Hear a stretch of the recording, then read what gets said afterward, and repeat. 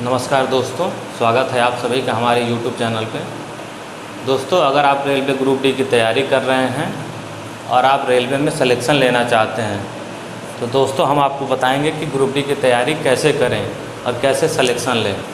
सबसे पहले देखेंगे दोस्तों कि ग्रुप डी में अगर आपको सिलेक्शन चाहिए तो देखेंगे कि सिलेक्शन क्राइटेरिया क्या है, किस किस स्टेज से गुजर के हम सिलेक्शन ले सकते हैं। तो चलिए दोस्तों शुरू करते हैं। सबसे पहले दोस्तों रेलवे में होता है CBT exam, computer based test, CBT exam. इसके बाद दोस्तों अगर आप CBT एग्ज़ाम क्लियर करते हैं तो उसके बाद होता है फिजिकल एफिशिएंसी टेस्ट, मतलब पेट होता है। उसके बाद होता है डॉक्यूमेंट वेरिफिकेशन, और अगर आपका सारा डॉक्यूमेंट सही पाया जाता है तो उसके बाद आपकी कराई जाती है मेडिकल। दोस्तों अगर आप मेडिकल फिट होते हैं तो उसके बाद आता है पैनल लिस्ट। पैनल लिस्ट आने का मतलब, पैनल लिस्ट में अगर आपका नाम आ गया तो मतलब आपका सिलेक्शन हो गया। उसके बाद सीधे आपकी आती है ज्वाइनिंग लेटर। ये होता है आपका सिलेक्शन प्रक्रिया। दोस्तों इतने प्रक्रिया से होके 1 2 3 4 प्रक्रियाओं से गुजरेंगे तो उसके बाद आपका क्या होगा, सिलेक्शन होगा। दोस्तों आज हम जो बात करेंगे वो हम CBT के विषय में बात करेंगे। सबसे अपना पहला एग्ज़ाम क्या होता है, CBT कंप्यूटर बेस्ड टेस्ट। इसको पार करने के लिए पहले इसको देखेंगे कि इसमें क्या क्या पूछा जाता है, CBT एग्ज़ाम में क्या क्या पूछा जाता है। तो आइए दोस्तों शुरू करते हैं CBT के विषय में और देखते हैं कि CBT को क्या क्या पूछा जाता है CBT एग्ज़ाम में। दोस्तों सबसे पहले देखेंगे CBT एग्ज़ाम। इसमें आता है दोस्तों मैथ्स कितना आता है, 25 क्वेश्चन आते हैं। इसके बाद आती है रीजनिंग कितने क्वेश्चन आता है, 30 क्वेश्चन आता है। इसके बाद आता है जनरल साइंस।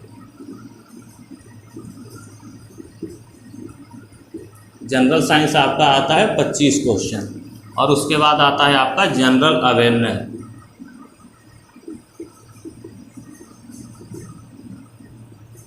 ये आता है 20 क्वेश्चन। दोस्तों टोटल आते हैं 100 क्वेश्चन और समय आपको मिलता है 90 मिनट।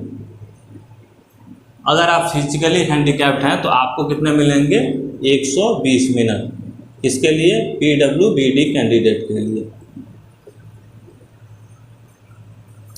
ये था दोस्तों अपना सिलेबस, क्या क्या पूछा जाता है। लेकिन हम इस वीडियो में क्या बात करेंगे कि अलग अलग सब्जेक्ट की तैयारी कैसे करें और कैसे सिलेक्शन लें।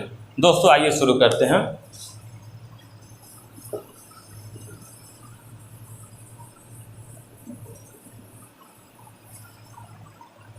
सबसे पहले देखेंगे दोस्तों मैथ के विषय में। मैथ जो दोस्तों 25 क्वेश्चन आते हैं और सबसे इम्पोर्टेंट टॉपिक माना जाता है। अगर आप 25 में से 18-20 भी करते हैं तो लगभग आपका काम हो जाता है। तो मैथ अगर आप बिल्कुल बेसिक से जानना चाहते हैं, बिल्कुल नए हैं, कुछ भी नहीं आता, तो आप यूट्यूब एक आध चैनल है जिनकी सहायता से आप बेसिक कॉन्सेप्ट वगैरह या और कुछ सीख सकते हैं। जैसे आपका हो गया रोजगार के संकेत,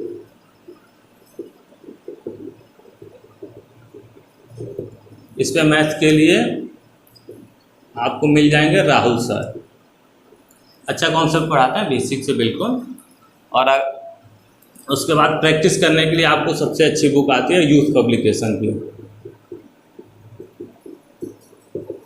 यूथ पब्लिकेशन की बुक लेके आप प्रीवियस ईयर, इसमें आता है यूथ पब्लिकेशन की बुक, जिससे आप प्रैक्टिस कर सकते हैं।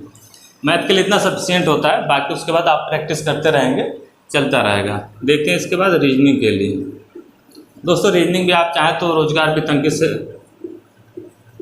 इसमें पढ़ाते हैं संदीप सर, रेलवे के लिए specially Sandeep sir, Rahul sir, ये लोग रेलवे के लिए प्रॉपर पढ़ाते हैं। तो आप वहाँ से जाकर उनका वीडियो देख सकते हैं। तो यूथ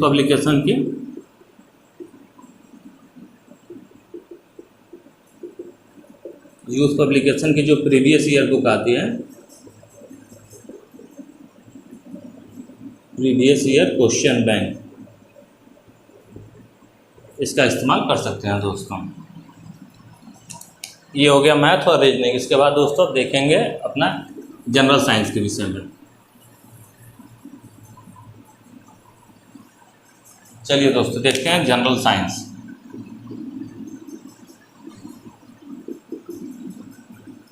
दोस्तों सबसे ज़्यादा इम्पोर्टेंट रोल अपना जनरल साइंस निभाता है। मेरिट में आने के लिए सबसे ज़रूरी है आपका जनरल साइंस मजबूत होना। जनरल साइंस के लिए आप 2-3 टीचर रिकमेंड करूंगा मैं, उनमें से जो भी आप चाहें वो उनसे जाके पढ़ सकते हैं। जैसे एक है अपनी काजल मैम,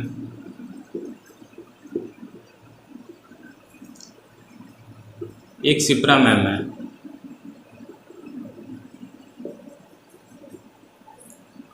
मर्जी इनसे पढ़िए, या तो प्रॉपर आप रोजगार वित्त अंकित से भी पढ़ सकते हैं। यहाँ पे सभी सब्जेक्ट का फिजिक्स केमिस्ट्री बायोलॉजी के अलग अलग टीचर हैं, अच्छा पढ़ाते हैं, वहाँ से भी आप कर सकते हैं। बाकी बुक्स आप अगर पढ़ना चाहें तो बुक्स इसकी आती है लूसेंट की जनरल साइंस करके बुक आती है, यहाँ से आप पढ़ सकते हैं।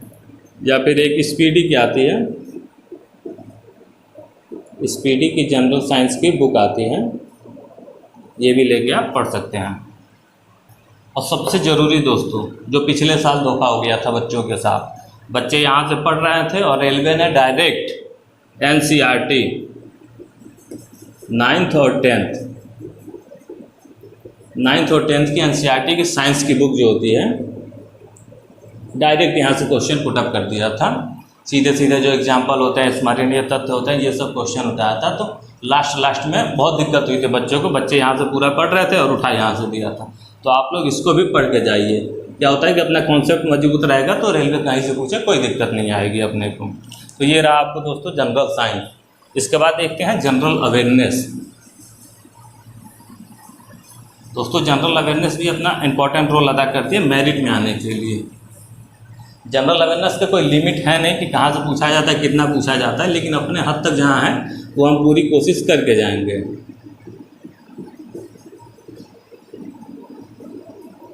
जनरल अवेयरनेस में सबसे पहले जान लीजिए क्या क्या आता है। हिस्ट्री आ जाएगा, ज्योग्राफी आ जाएगा, इको आ जाएगा, इकोनॉमिक्स, करंट आ जाएगा, current affairs,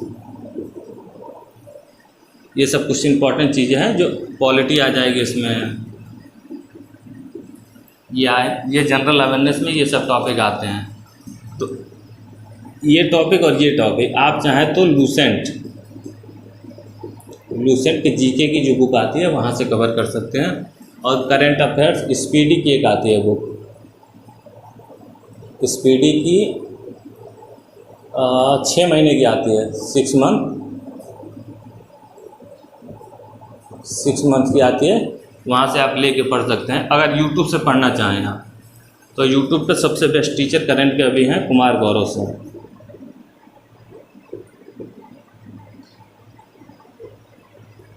Kumar Gaurav sir की फूल पत्ती वाली क्लास जो होती है,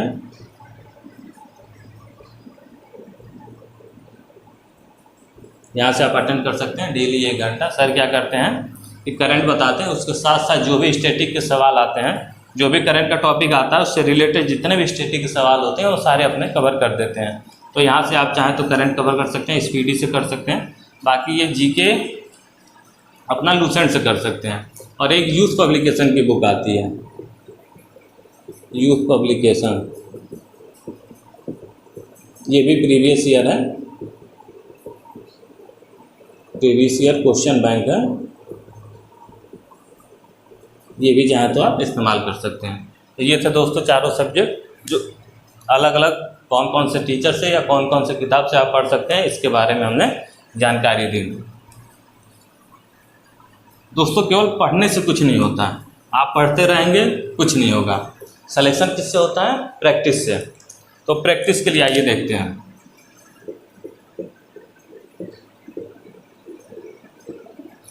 प्रैक्टिस आप चाहें तो मॉक टेस्ट ऑफलाइन, ज़रूरी नहीं है कि ऑनलाइन ही लगाएं, ऑफलाइन भी आप लगा सकते हैं। ऑफलाइन एक आती है किरण पब्लिकेशन की, किरण पब्लिकेशन की मॉक टेस्ट आती है, आप इसको लीजिए। 15 का सेट आता है, उतना सफिशिएंट हो जाता है। आप लगाते रहिए डेली। उससे क्या होता है कि क्वेश्चन आपको मिलते जाते हैं, प्रॉपर क्वेश्चन हर सब्जेक्ट के 25-30 ऐसे क्वेश्चन मिलते जाते हैं। करते जाएंगे तो क्या होता है कि अपना दायरा बढ़ता जाता है। ज़्यादा से ज़्यादा क्वेश्चन अटेंड करेंगे, अलग अलग प्रकार के क्वेश्चन अटेंड करेंगे, तो इससे क्या होता है कि अपने पास क्वेश्चन बैंक हो जाते हैं ज़्यादा से ज़्यादा। जो एग्ज़ाम में कैसा भी सवाल पूछे, कुछ भी पूछे, वो हमें दिक्कत नहीं होती वो करने में। दूसरा, आप ऑनलाइन टेस्ट दे सकते हैं। ऑनलाइन सबको पता होगा, टेक्स्ट बुक से जाके दे सकते हैं। लेकिन इसका देने का भी एक तरीका होता है दोस्तों। आप क्या करते हैं, डेली टेस्ट मारते हैं, ऐसा नहीं होता है।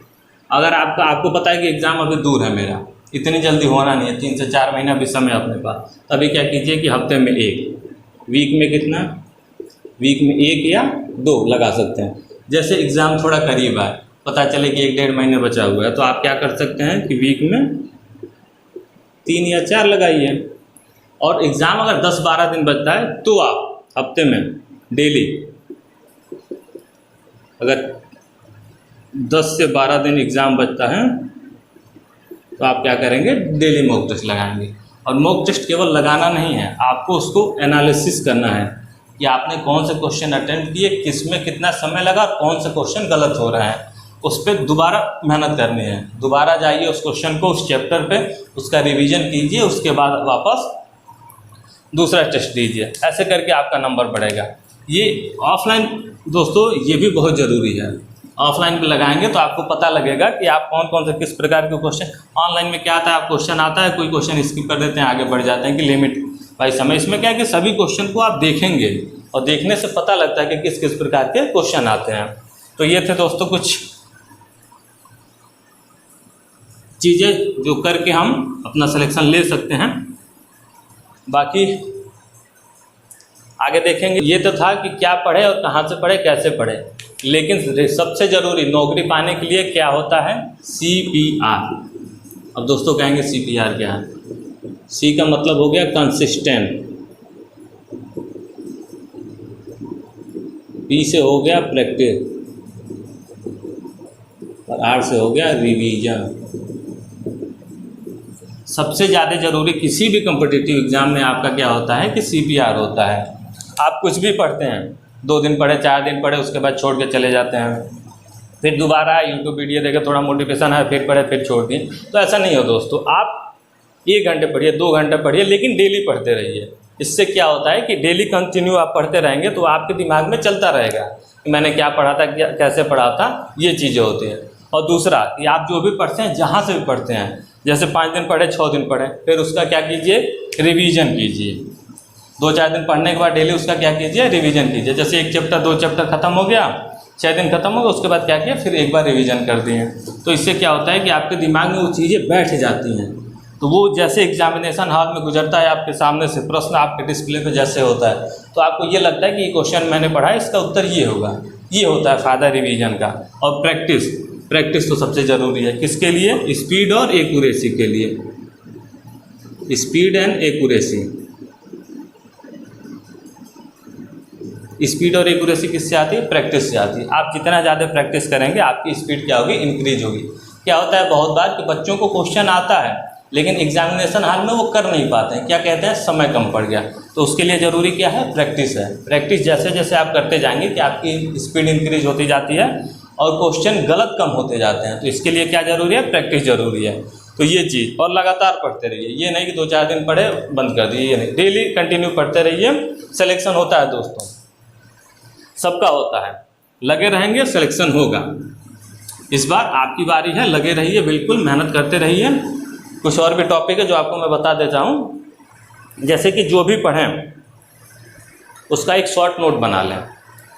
जैसे मान लीजिए कोई भी चैप्टर पढ़ा, उसमें कुछ इंपॉर्टेंट चीज़ें निकल के हैं, तो उसका क्या कीजिए, एक छोटा नोट्स बना लीजिए। एक छोटी बुक रखिए, नोटबुक रखिए, उसमें अपना नोट्स बना लीजिए। उससे क्या होता है कि एग्जामिनेशन जब करीब होता है तो फटाफट पूरी किताब पढ़ने का टाइम होता नहीं है, तो आप फट के देखेंगे और पढ़ के चले जाएंगे, और वही क्वेश्चन हो सकता है हुबहू मिल जाए वहाँ जाके। तो ये होता है। बाकी प्रैक्टिस पे ध्यान देते रहिए और लगातार डेली 2 घंटे पढ़े, 4 घंटे पढ़े, पढ़ते रहिए। डेली पढ़िए, सिलेक्शन होगा। 6 दिन पढ़िए, 1 दिन रिवीजन कीजिए, सबसे बेस्ट है। बाकी अपना स्पीड और एक्यूरेसी पे ध्यान देते रहिए। दोस्तों ये था कुछ पॉइंट।